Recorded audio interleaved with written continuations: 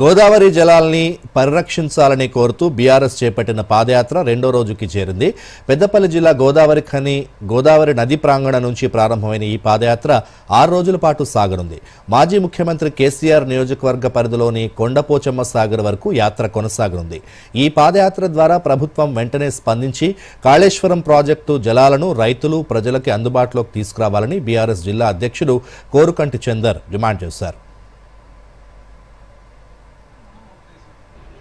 నీళ్ల కోసం ఉద్యమాలు చేయాల్సినటువంటి పరిస్థితి వస్తుందని కలలో కూడా అనుకోలేదు. తెలంగాణ ఉద్యమ మహానాయకులు కేసీఆర్ గారు ముఖ్యమంత్రి అయిన తర్వాత తెలంగాణ రాష్ట్రంలో ఉన్నటువంటి ప్రతి ఎకరానికి నీళ్ళు అందించిండ్రు, ప్రతి ఇంటికి మిషన్ భగీరథ ద్వారా నీళ్ళు అందించిండ్రు.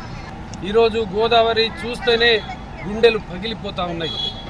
నిన్నటికి నిన్న ఉత్తమ్ కుమార్ రెడ్డి అసెంబ్లీలో కాళేశ్వరం ప్రాజెక్టు సేఫ్ అని చెప్పేసి ప్రకటించడం జరిగింది.